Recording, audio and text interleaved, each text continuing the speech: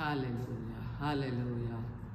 ಪ್ರಾರ್ಥಿಸೋಣ. ಪರಲೋಕದಲ್ಲಿರೋ ನಮ್ಮ ತಂದೆಯಾದ ದೇವರೇ, ಕರ್ತನೆ, ನಿಮ್ಮ ಗನುಡ ನಾಮಕ್ಕೆ ಸ್ತೋತ್ರವಾಗಲಿ. ಕರ್ತನೆ, ಈ ವೇಳೆಯಲ್ಲಿ ನಿಮ್ಮ ವಾಕ್ಯಗಳನ್ನು ಧ್ಯಾನಿಸುವಾಗ ದೇವನೇ, ನಿಮ್ಮ ವಾಕ್ಯದ ಸಂಗಡ ನನ್ನ ಸಂಗಡ ನಮ್ಮ ಸಂಗಡ ಮಾತನಾಡಿ ನಿಮ್ಮ ಕರಗಳಲ್ಲಿ ಅರ್ಪಿಸಿಕೊಡುತ್ತೇನೆ. ಯೇಸುವಿನ ನಾಮದಲ್ಲಿ ಬೇಡಿಕೊಳ್ಳುತ್ತೇನೆ ತಂದೆಯೇ, ಆಮೇಲೆ. ಕರ್ತನಾದ ಯೇಸುವಿನ ನಾಮದಲ್ಲಿ ನಿಮ್ಮೆಲ್ಲರನ್ನು ವಂದಿಸುತ್ತೇನೆ. ನಾವು ಕಳೆದ ದಿನದಲ್ಲಿ ಧ್ಯಾನಿಸಿದೆವು ಕೀರ್ತನೆ 118:15 ವಚನ. ಉತ್ಸಾಹ ಧ್ವನಿಯು ಜಯಘೋಷವು ನೀತಿವಂತರ ಗುಡಾರಗಳಲ್ಲಿವೆ. ಯೆಹೋವನ ಬಲಗೈ ಪರಾಕ್ರಮವನ್ನು ನಡೆಸುತ್ತದೆ. ಯೆಹೋವನ ಬಲಗೈ ಉನ್ನತವಾಗಿದೆ. ಯೆಹೋವನ ಬಲಗೈ ಪರಾಕ್ರಮವನ್ನು ನಡೆಸುತ್ತದೆ. ಯಾವಾಗ ದೇವ ಮಕ್ಕಳ ಜೀವಿತದಲ್ಲಿ ಈ ಸ್ತುತಿ ಸ್ತೋತ್ರಗಳನ್ನು ನಾವು ಮಾಡುತ್ತೇವೋ, ನಾವು ದೇವರನ್ನು ಆರಾಧಿಸುತ್ತೇವೋ, ದೇವರ ಕಾರ್ಯಗಳನ್ನು ಅಂದರೆ ದೇವರು ಅಲ್ಲಿ ಏನು ಅದ್ಭುತ ಮಾಡ್ತಾರಂತೆ, ಪರಾಕ್ರಮವನ್ನು, ಆತನ ಬಲಗೈ ಪರಾಕ್ರಮವನ್ನು ನಡೆಸುತ್ತದೆ. ಸ್ತುತಿಸಿ ನೋಡಿ ದೇವ ಜನಗಳೇ. ನಾವು ಯಾವುದೇ ಕೂಟದಲ್ಲಿಯೋ ಅಥವಾ ನೀವು ಕುಟುಂಬ ಪ್ರಾರ್ಥನೆ ಇರಬಹುದು, ವೈಯಕ್ತಿಕ ಪ್ರಾರ್ಥನೆಗಳು, ಉಪವಾಸ ಪ್ರಾರ್ಥನೆಗಳಲ್ಲಿ ನಾವು ಬರುವಾಗ ಅಧಿಕವಾಗಿ ದೇವರನ್ನು ಆರಾಧಿಸಬೇಕು, ಸ್ತುತಿಸಬೇಕು ಆತನನ್ನು. ನಾವು ಕಣ್ಣುಗಳನ್ನು ಮುಚ್ಚಿ ನಾವು ಸ್ತುತಿಸುವಾಗ ನಮಗೆ ಗೊತ್ತಾಗುತ್ತದೆ ಆತನ ಮಹಿಮೆ.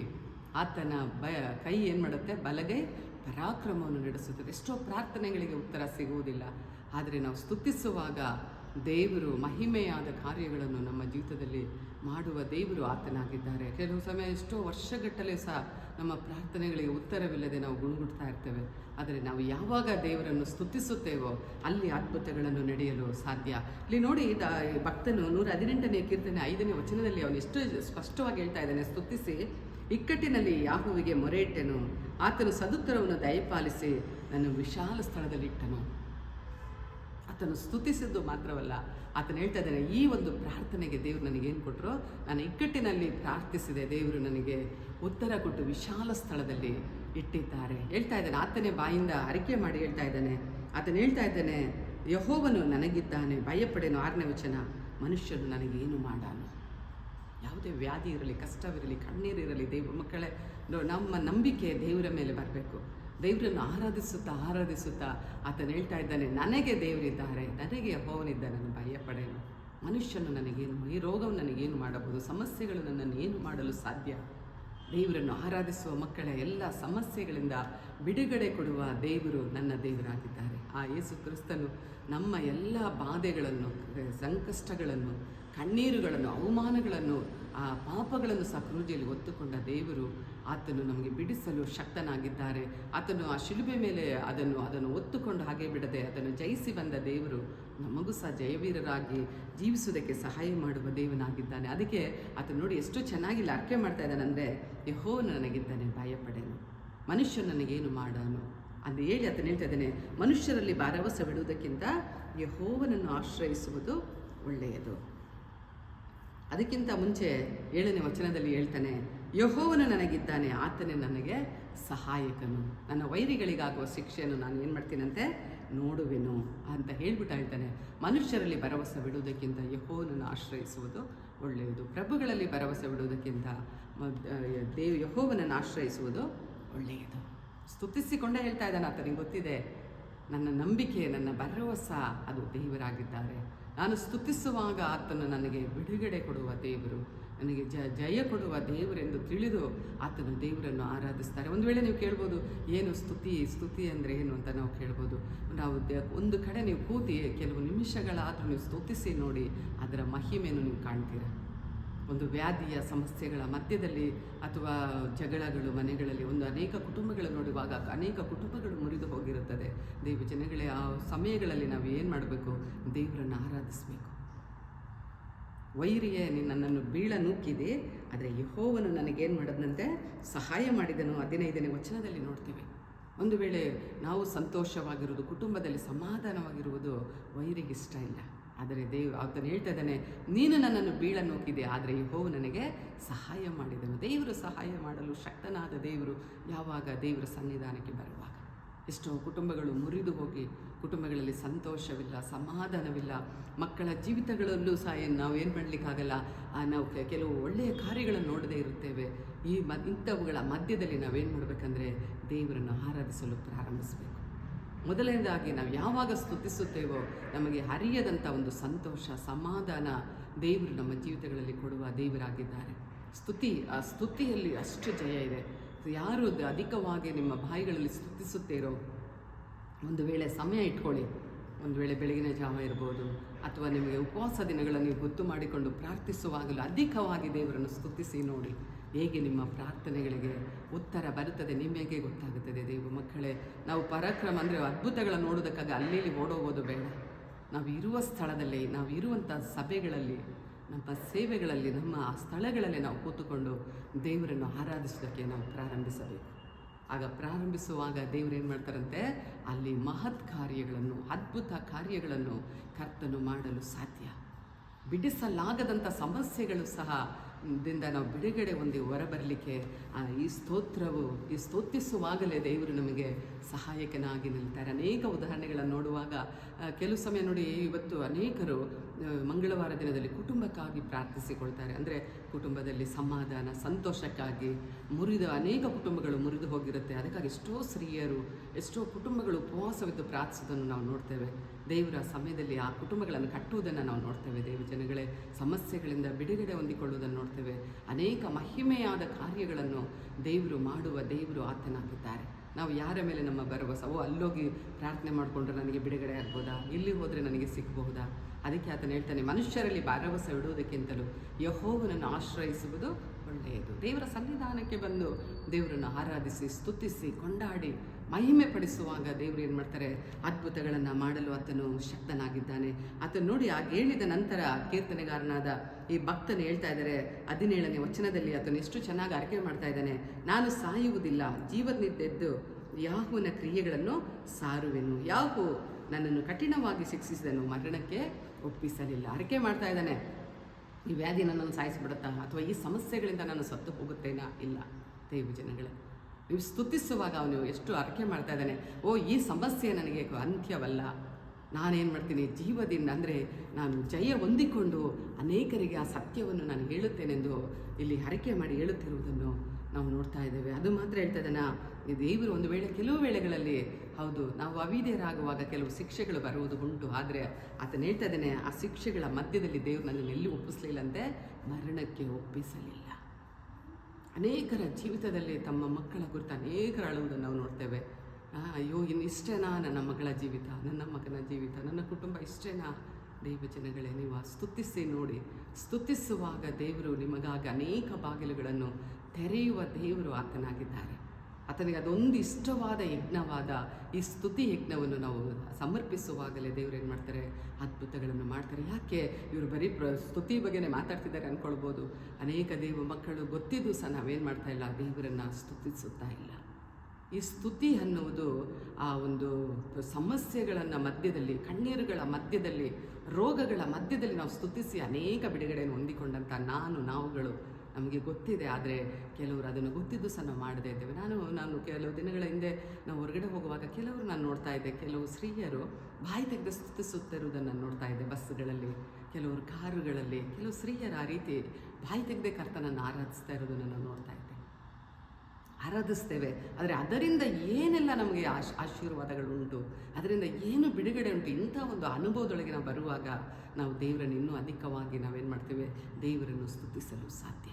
ಅದನ್ನು ಹೇಳಿದ್ನಲ್ಲ, ಈ ದಿನದಲ್ಲಿ ಅನೇಕರು ಉಪವಾಸ ಇರ್ತೀರಾ, ಅದರ ಮಧ್ಯದಲ್ಲಿ ನಾವು ದೇವರನ್ನು ಸ್ತುತಿಸಬೇಕು. ಅಷ್ಟು ಹಾಡುಗಳು ಸಹ ಬರುವುದನ್ನು ನೋಡ್ತೇವೆ. ಸ್ತುತಿಸುವಾಗ ದೇವರ ಮಹಿಮೆ ಏನಾಗುತ್ತಂತೆ, ಅಧಿಕವಾಗುತ್ತದೆ. ದೇವರ ಕೃಪೆ ನಮ್ಮ ಮೇಲೆ ಇಳಿದು ಬರುತ್ತದೆ. ದೇವರ ಆಶೀರ್ವಾದ, ದೇವರ ಬಿಡುಗಡೆ, ಆತನ ಪರಾಕ್ರಮವುಳ್ಳ ಬಲಗೈ ನಮ್ಮ ಮೇಲೆ ಇಳಿದು ಬರುವಾಗ ಅಲ್ಲಿ ಇರುವ ಎಲ್ಲ ಸಮಸ್ಯೆಗಳನ್ನು ಕರ್ತನೆ ಏನು ಮಾಡ್ತಾರೆ ಅಂದರೆ ತೆಗೆದುಹಾಕುತ್ತಾರೆ. ದೇವ ಮಕ್ಕಳೇ, ನಮ್ಮ ಜೀವಿತಗಳಲ್ಲಿ ಇಂಥ ವಿಧವಾದ ಒಂದು ಪ್ರಾರ್ಥನಾ ಜೀವಿತ, ಸ್ತುತಿಗಳು ನಾವು ಮಾಡ್ಕೊಂಡು ಎಲ್ಲ ಮಾಡ್ತೇವೆ. ಆದರೆ ಒಂದು ಕಡೆ ಕೂತು ನೀವು ಆರಾಧಿಸಿ ನೋಡಿ, ಒಂದು ಸ್ಥಳದಲ್ಲಿ ದೇವರನ್ನು ಸ್ತುತಿಸಿ ನೋಡಿ. ನನಗೆ ಬಹಳ ಇಷ್ಟ. ಸುಮಾರು 1-2 ಗಂಟೆಗಳ ಕಾಲನೂ ನಾನು ಸ್ತುತಿಸ್ತಾ ಇರ್ತೇನೆ. ಅದರ ಮಧ್ಯದಲ್ಲಿ ಅದನ್ನು ಪ್ರಸನ್ನತೆಯನ್ನು ನೋಡಲು ಸಾಧ್ಯ. ದೇವ ಮಕ್ಕಳೇ, ನಮ್ಮ ಜೀವಿತಗಳಲ್ಲಿ ದೇವರು ಮಾಡುವಂಥ ಕಾರ್ಯಗಳನ್ನು ಮಾಡಬೇಕಾದರೆ ಆತನನ್ನು ಅಧಿಕವಾಗಿ ಆರಾಧಿಸಿ, ಸ್ತುತಿಸಿ, ಕೊಂಡಾಡಿ ಮಹಿಮೆ ಪಡಿಸುವಾಗ ದೇವರು ಅದ್ಭುತಗಳನ್ನು ಮಾಡಲು ಆತನು ಶಕ್ತನಾಗಿದ್ದಾರೆ. ನಾವು 19ನೇ ವಚನದಲ್ಲಿ ನೋಡುತ್ತೇವೆ, ನೀತಿ ದ್ವಾರಗಳನ್ನು ತೆರೆಯಿರಿ, ಒಳಗೆ ಪ್ರವೇಶಿಸಿ ಯಾಹುವನ್ನು ಕೊಂಡಾಡುವೆನು. ಇದು ಯೆಹೋವನ ಮಂದಿರ ದ್ವಾರವು, ಇದರೊಳಗೆ ಪ್ರವೇಶಿಸತಕ್ಕವರು ನೀತಿವಂತರೇ. 19-20ನೇ ವಚನದಲ್ಲಿ ನೋಡುವಾಗ ನೀತಿ ದ್ವಾರಗಳನ್ನು ಏನು ಮಾಡಬೇಕಂತೆ, ತೆರೆಯಿರಿ. ಅದರಲ್ಲಿ ಒಳಗೆ ಪ್ರವೇಶಿಸಿ ಯಾವನ್ನು ಏನು ದೇವ ಮಕ್ಕಳ ನೀತಿ ದ್ವಾರ ನಾವು ಆಲಯಕ್ಕೆ ಬರುವಂಥದ್ದು. ಒಂದು ವೇಳೆ ವಾರಕ್ಕೊಂದು ಸಾರಿ ಬಂದು ನಾವು ಆರಾಧನೆ ಮಾಡಿದರೆ ಸಾಲಲ್ಲ. ಆದರೆ ಕೆಲವು ಸಮಯ ನಮಗೆ ಸಮಯವಿರುವಾಗ, ರಜೆ ದಿನಗಳಿರುವಾಗ, ನಮಗೆ ಸಮಯ ಸಿಗುವಾಗ ದೇವರ ಆಲಯಗಳು ಆತನು ಹೇಳ್ತಾ ಇದ್ದಾನೆ, ನೀವು ತೆಗೀರಿ, ನಾನು ಬಂದು ಏನು ಮಾಡ್ತೀನಿ, ಅದರೊಳಗೆ ಬಂದು ಪ್ರವೇಶಿಸಿ ಆತನನ್ನು ನಾನೇನು ಮಾಡ್ತೀನಿ, ಕೊಂಡಾಡುವೆನು. ಆಲಯದಲ್ಲಿ ಬಂದು ನಾವು ಆರಾಧಿಸುವ ಒಂದೊಂದು ಪ್ರಾರ್ಥನೆಗಳಿಗೂ ಉತ್ತರವಿದೆ. ದೇವರು ಆ ರೀತಿಯಾಗಿ ಅದ್ಭುತಗಳನ್ನು ಮಾಡುವ ದೇವರು. ಎಷ್ಟೋ ಸಭೆಗಳು ಈ ದಿನಗಳಲ್ಲಿ ನೋಡಿದ್ರೆ ನಾವೇನು ಮಾಡ್ತೀವಿ, ನಾವು ದಿನಗಳನ್ನ ಇಟ್ಕೊಂಡಿದ್ದೀವಿ, ಶುಕ್ರವಾರ, ಭಾನುವಾರ, ಇಂಥ ದಿನಗಳು ಮಾತ್ರ ನಾವೇನು ಮಾಡ್ತೀವಿ, ಆಲಯ ತೆಗಿತೀವಿ. ಅಲ್ಲಿ ಹೇಳ್ತಾ ಇದ್ದಾನೆ ಭಕ್ತನು, ನೀತಿ ದ್ವಾರಗಳನ್ನು ತೆರೆಯಿರಿ, ನಾನು ಒಳಗೆ ಬಂದು ಯೆಹೋವನನ್ನು ಏನು ಮಾಡ್ತೀನಂತೆ, ಕೊಂಡಾಡುತ್ತೇನೆ, ಆತನನ್ನು ಮಹಿಮೆ ಪಡಿಸುತ್ತೇನೆ. ಅಲ್ಲಿ 20ನೇ ವಚನದಲ್ಲಿ ಅದು ಹೇಳಲ್ಪಟ್ಟೆ, ಇದು ಯೆಹೋವನ ಮಂದಿರ ದ್ವಾರವು, ಇದರೊಳಗೆ ಪ್ರವೇಶಿಸತಕ್ಕವರು ಯಾರಂತೆ, ನೀತಿವಂತರೇ. ದೇವ ಜನಗಳೇ, ನಾವು ಪ್ರವೇಶಿಸಿ ಬಂದು ದೇವರನ್ನು ಆರಾಧಿಸಬೇಕು. ಇಲ್ಲಿ ನೋಡ್ತಾ ಇದ್ದೇವೆ, ಆತನು ಎಷ್ಟು ಚೆನ್ನಾಗಿ ಇಲ್ಲಿ ಹೇಳ್ತಾ ಇದ್ದಾನೆ ಅಂದರೆ, ಅದೇ 21ನೇ ವಚನದಲ್ಲೂ, ನನಗೆ ಸದುತ್ರವನ್ನು ದಯಪಾಲಿಸಿ ರಕ್ಷಿಸಿದಾತನೇ ನಿನ್ನನ್ನು ಕೊಂಡಾಡುತ್ತೇನೆ. ಆಲಯದೊಳಗೆ ಬಂದ, ಪ್ರಾರ್ಥಿಸಿದ, ಆತನ ಪ್ರಾರ್ಥನೆಯನ್ನು ದೇವರು ಕೇಳುವಾಗ ಆತನು ಹೇಳ್ತಾ ಇದ್ದಾನೆ, ನನ್ನನ್ನು ರಕ್ಷಿಸಿದ ಆತನೇ, ಬಿಡಿಸಿದ ಆತನೇ, ನನ್ನ ಜೀವಿತದಲ್ಲಿ ಅದ್ಭುತಗಳನ್ನು ಮಾಡಿದ ಆತನೇ, ನಿನ್ನ ನಾನೇನು ಮಾಡ್ತೀನಪ್ಪ, ಕೊಂಡಾಡುತ್ತೇನೆ.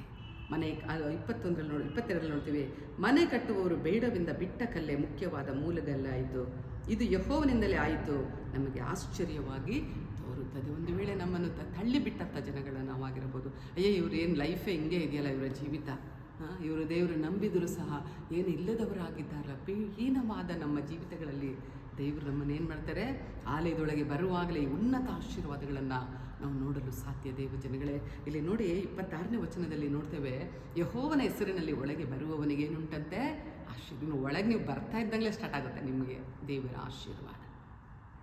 ಅದು ಮಾತ್ರನ, ಯೆಹೋವನ ಮಂದಿರದಲ್ಲಿರುವ ನಾವು ನಿಮ್ಮನ್ನು ಆಶೀರ್ವಾದ, ಅಂದರೆ ಆಲಯದೊಳಗೆ ಬಂದು ನೀವು ಆರಾಧಿಸಿ ಪ್ರಾರ್ಥಿಸುವ ನಿಮಗೆ ಒಳಗೆ ಬರುವಾಗಲೇ ಆಶೀರ್ವಾದ ಇದೆ. ಅದು ಒಳಗಿರುವಾಗ ನಿಮ್ಮನ್ನು ದೇವರು ಹೇಗಿಡ್ತಾರೆ ಅಂತ ಅಲ್ಲಿ ಬರೆಯಲ್ಪಟ್ಟಿದೆ, ಇತರರನ್ನು ಆಶೀರ್ವದಿಸುವ ರೀತಿಯಲ್ಲಿ ಕರ್ತನು ನಿಮ್ಮ ತಲೆಗಳನ್ನು ಎತ್ತಿ ನಿಲ್ಲಿಸುತ್ತಾರೆ. ಇದನ್ನು ಯಾವತ್ತೂ ಒಂದು ತಿಳ್ಕೊಳ್ಳಿ. ಕೆಲವು ವೇಳೆ ನಾವು ಆಲಯ ಅಂದರೆ ಅಳ್ತೀವಿ, ಅಯ್ಯೋ ಅಷ್ಟು ದೂರ ಹೋಗ್ಬೇಕಾ, ಅಯ್ಯೋ ಇಲ್ಲಿ ಹೋಗಿ ಪ್ರಾರ್ಥನೆ ಮಾಡಬೇಕಾ. ವಾರದಲ್ಲಿ ಒಂದು ಸಾರಿ ಅಟ್ಲೀಸ್ಟ್ ನಾವು ಹೋಗ್ತೀವಿ ಅಷ್ಟೇ. ಆದರೆ ನಮ್ಗೆ ಎಷ್ಟೋ ಸಮಯವಿದೆ ನೋಡಿ, ಕೆಲವರಿಗೆ ಹತ್ರದಲ್ಲೇ ಇರುತ್ತೆ. ನಾವು ಸಭೆಗಳಿಗೆ ಹೋಗಿ ಆರಾಧಿಸಿ ಪ್ರಾರ್ಥಿಸಿ ಬರುವಾಗ ದೇವರು ಹೇಳ್ತಾ ಇದ್ದಾರೆ, ನೀನು ಈ ಒಳಗೆ ಬರುವಾಗ ನೀನು ಇತರರನ್ನು ಆಶೀರ್ವದಿಸುವ ರೀತಿಯಲ್ಲಿ ನಾನು ನಿಮ್ಮನ್ನು ಏನು ಮಾಡ್ತೇನೆ, ಆಶೀರ್ವದಿಸ್ತೇನೆ. ಆಲಯದಲ್ಲಿ ಅಷ್ಟು ಮಹಿಮೆ ಉಂಟು ದೇವ ಮಕ್ಕಳೇ. ಆಲಯ ಅಂದರೆ ನಾವು ನೆಗ್ಲೆಕ್ಟ್ ಮಾಡ್ಕೊಳ್ಬಾರ್ದು. ದೇವರ ಆಲಯಕ್ಕೆ ನಮಗೆ ಸಮಯ ಸಿಗುವಾಗ, ಕುಟುಂಬವಾಗಿ ಒಂದು ವೇಳೆ ಇರ್ಬೋದು, ಅಥವಾ ನೀವು ಫ್ರೆಂಡ್ಸ್ ಜೊತೆಗಾದ್ರೂ ಬಂದು ನೀವೇನು ಮಾಡಿ ದೇವರನ್ನು ಆರಾಧಿಸಿ ಸ್ತುತಿಸಿ ನೋಡಿ. ನಿಮ್ಮ ಜೀವಿತದಲ್ಲಿ ಇಂಥ ಉನ್ನತ ಕಾರ್ಯಗಳನ್ನು ನೀವು ನೋಡಬೇಕಾದ್ರೆ ಮೊದಲನೇದಾಗಿ ಆಲಯದೊಳಗೆ ನಾವು ಪ್ರವೇಶಿಸಬೇಕು. ತುಂಬ ಜನ ಏನು ಮಾಡ್ತೀವಿ, ಅಯ್ಯೋ ಹೋಗಬೇಕು. ಮುಂಜಾನೆ ಪ್ರಾರ್ಥನೆ ಆಗಿರಬಹುದು, ಅಥವಾ ಒಂದು ಉಪವಾಸ ಕೂಟಗಳು ಮನೆಯಲ್ಲಿ ಮಾಡೋದಕ್ಕಿಂತಲೂ, ನಾನು ತುಂಬ ವರ್ಷ ಮನೆಗಳಲ್ಲಿ ಮಾಡಿದಂಥ ಪ್ರಾರ್ಥನೆಗಳಿಗಿಂತಲೂ ಆಲಯಕ್ಕೆ ಬಂದು ನಾನು ಪ್ರಾರ್ಥಿಸಿದ ಪ್ರಾರ್ಥನೆಗಳಿಗೆ ನನಗೆ ಅಷ್ಟು ಉತ್ತರ ಸಿಗ್ತಾಯಿತ್ತು ದೇವ ಮಕ್ಕಳೇ. ಅದು ಆಲಯದಲ್ಲಿರುವಂಥ ಮಹಿಮೆ ಅದು ತಿಳಿದವರಿಗೆ ಮಾತ್ರ ಗೊತ್ತಿರುತ್ತದೆ. ಯಾಕಂದರೆ ಆಲಯ ಕುರಿತು ನಾವು ಅನೇಕ ವಾಕ್ಯಗಳನ್ನು ನೋಡ್ತೇವೆ. ದಾವೀದನು 18ನೇ ಕೀರ್ತನೆಯ 9ನೇ ವಚನದಲ್ಲಿ ನೋಡ್ತೇವೆ, ನನಗೆ ಸದುತ್ತರ ಎಲ್ಲಿ ಸಿಕ್ತು ಅಂತ ಆತನು ಹೇಳುವಾಗಲೂ ಹೇಳ್ತಾನೆ, ಯೆಹೋವನ ಮಂದಿರದಲ್ಲಿ. ತುಂಬ ಸರಿ ನಮಗೆ ಇವುಗಳನ್ನು ನಾವೇನು ಮಾಡ್ತೀವಿ ಅಂದರೆ, ಅಯ್ಯೋ ಅಷ್ಟೊಂದು ದೂರ ಪರವಾಗಿಲ್ಲ, ನೀವು ಪೆಟ್ರೋಲ್ ಆದರೂ ಹಾಕೊಂಡೋಗಿ, ಗಾಡಿ ಇದ್ದರೆ ಗಾಡೀಲಿ ಹೋಗಿ, ಇಲ್ಲದೇ ಇದ್ದರೂ ಪರವಾಗಿಲ್ಲ. ಅಲ್ಲಿ ನೋಡಿ ಅವನು ಎಷ್ಟು ಚೆನ್ನಾಗಿ ಇಲ್ಲಿ ಹೇಳ್ತಾ ಇದ್ದಾನೆ ಅಂದರೆ, 18ನೇ ಕೀರ್ತನೆಯ 6ನೇ ವಚನದಲ್ಲಿ ನೋಡ್ತೇವೆ, ಅಂಥ ಕಷ್ಟದಲ್ಲಿ ನಾನು ಯೆಹೋವನಿಗೆ ಮೊರೆ ಇಟ್ಟೆನು, ನನ್ನ ದೇವರನ್ನು ಪ್ರಾರ್ಥಿಸಿದೆನು, ಆತನು ತನ್ನ ಮಂದಿರದಲ್ಲಿ ನನ್ನ ಶಬ್ದವನ್ನು ಕೇಳಿ ನನ್ನ ಕೂಗು ಆತನ ಸನ್ನಿಧಿಗೆ ಸೇರಿ ಕೇಳಿಸಿತು. ಬಹಳ ಕಷ್ಟದಲ್ಲಿದ್ದ ಈ ಮನುಷ್ಯನ ಹೇಳ್ತಾ ಇದ್ದಾನೆ, ಅಂಥ ಮರಣಕರ ಅವನು. ಅದಕ್ಕೆ ಮುಂಚೆ ಹೇಳುವಾಗಲೇ 4ನೇ ವಚನ 5ನೇ ವಚನ ನೋಡ್ತೇವೆ, ಮೃತ್ಯು ಪಾಶಗಳು ನನ್ನನ್ನು ಸುತ್ತಿಕೊಂಡವು, ನಾಶ ಪ್ರವಾಹವು ನನ್ನನ್ನು ನಡುಗಿಸಿತು, ಪಾತಾಳ ಪಾಶಗಳು ನನ್ನನ್ನು ಆವರಿಸಿಕೊಂಡವು, ಮರಣಕರವಾದ ಉರುಳುಗಳು ನನ್ನೆದುರಿನಲ್ಲಿದ್ದೆವು. ಅಂಥ ಕಷ್ಟ ಕಾಲದಲ್ಲಿ, ಅಂಥ ಕಷ್ಟದಲ್ಲಿ ನಾನು ಯೆಹೋವನಿಗೆ ಮೊರೆ ಇಟ್ಟನು. ದೇವ ಮಕ್ಕಳೇ, ಕಷ್ಟ ನಷ್ಟಗಳು ಕಣ್ಣೀರುಗಳು ಬರುವಾಗ ಸುಮ್ಮನೆ ಇರಬಾರ್ದು. ನಾವು ದೇವರ ಸನ್ನಿಧಾನಕ್ಕೆ ಬರಬೇಕು, ದೇವರ ಸನ್ನಿಧಾನದಲ್ಲಿ ಪ್ರಾರ್ಥಿಸಬೇಕು. ಸ್ವಲ್ಪ ದೂರ ಇದ್ದರೆ ಒಂದು ವೇಳೆ ವಾರದಲ್ಲಿ 1 ಸಾರಿ ಆದರೂ 2 ಸಾರಿ ಆದರೂ ಹೋಗಿ ನೀವು ದೇವರನ್ನು ಆರಾಧಿಸಿ. ನೋಡಿ ಎಂಥ ಕಷ್ಟದಲ್ಲಿ ದಾವೀದನಲ್ಲಿ ಸಿಕ್ಕೊಂಡಿದ್ದಾನೆ. ನಾಶ ಪ್ರವಾಹವು ನನ್ನನ್ನು ಸುತ್ತಿಕೊಂಡಿತ್ತು. ನೀನು ನಾಶನವಾಗಬೇಕು, ಕುಟುಂಬಗಳ ಮೇಲೆ ನಾಶನಗಳು, ಮಕ್ಕಳ ಮೇಲೆ ಇಂಥ ಅನೇಕ ಹೋರಾಟಗಳು ಬರುವುದು ಉಂಟು. ಅವುಗಳ ಮಧ್ಯದಲ್ಲಿ ಆತನು ಎಲ್ಲಿ ಬರ್ತಾ ಇದ್ದಾನೆ? ನಾಶ ಪ್ರವಾಹವು ನನ್ನನ್ನು ನಡಗಿಸಿತು. ವ್ಯಾಧಿ ಬರುವಾಗ ನಮ್ಗೆ ಏನಾಗುತ್ತೆ? ಅಯ್ಯೋ ಇದರಲ್ಲೇ ಲಾಸ್ಟ ನಮ್ಮ ಜೀವನ, ಅಥವಾ ಕಷ್ಟಗಳು ಬರುವಾಗ ಇನ್ನು ಇಷ್ಟನಾ ಸ್ವಾಮಿ ನನ್ನ ಮಕ್ಕಳ ಜೀವಿತ. ಎಷ್ಟೋ ಮಕ್ಕಳ ಜೀವಿತ ದೇವ ಮಕ್ಕಳೇ ಅವರ ಜೀವಿತಗಳಲ್ಲಿ ಆಶೀರ್ವಾದಗಳಿಲ್ಲ. ಎಷ್ಟೋ ಕುಟುಂಬಗಳು ಮುರಿದು ಹೋದಾಗ ತಂದೆ ತಾಯಿಗಳು ನೀವು ಇಲ್ಲಿದ್ದೀರಾ. ಅಂಥ ಕಷ್ಟ ಅದು ಏನು ಮಾಡ್ತಾ ಇದೆಯಂತೆ? ನಡುಗಿಸಿತು. ನಾಶ ಪಾತಾಳ ಪಾಶಗಳು ನನ್ನನ್ನು ಆವರಿಸಿಕೊಂಡವು, ಮರಣಕಾರವಾದ ಉರುಳುಗಳು ನನ್ನೆದುರಿನಲ್ಲಿದ್ದವು. ಅಂಥ ಸಮಯದಲ್ಲಿ ಅವನು ಅಂಥ ಕಷ್ಟದ ಸಮಯದಲ್ಲಿ ಎಲ್ಲಿ ಬರ್ತಾ ಇದ್ದಾನೆ? ದೇವರ ಆಲಯಕ್ಕೆ ಬರ್ತಾ ಇದ್ದಾನೆ. ಆತನು ಹೇಳ್ತಾ ಇದ್ದಾನೆ ನೋಡಿ, ಅರಕೆ ಮಾಡಿ, ಅಂಥ ಕಷ್ಟದಲ್ಲಿ ನಾನು ಯೆಹೋವನಿಗೆ ಮೊರೆ ಇಟ್ಟೆನು, ನನ್ನ ದೇವರನ್ನು ಪ್ರಾರ್ಥಿಸಿದೆನು. ಆತನು ತನ್ನ ಮಂದಿರದಲ್ಲಿ ನನ್ನ ಶಬ್ದವನ್ನು ಕೇಳಿದನು, ನನ್ನ ಕೂಗು ಆತನ ಸನ್ನಿಧಿಗೆ ಸೇರಿ ಕೇಳಿಸಿತು. ನಾವು ಚಿಕ್ಕವರಿರುವಾಗಲೇ ನಾವು ಅಧಿಕವಾಗಿ ಆಲಯಕ್ಕೆ ಹೋದಂತು. ಆಲಯ ಬೇಕು ದೇವ ಮಕ್ಕಳೇ. ನಾವು ಮನೆಗೆ ಮಾಡ್ತೀವಿ, ಒಳ್ಳೆಯದೇ, ಮನೆಯಲ್ಲಿ ಕುಟುಂಬ ಪ್ರಾರ್ಥನೆಗಳು ಮಾಡ್ತೀವಿ, ಕೆಲವೊಂದು ಪ್ರಾರ್ಥನೆಗಳನ್ನು ಮಾಡ್ತೇವೆ.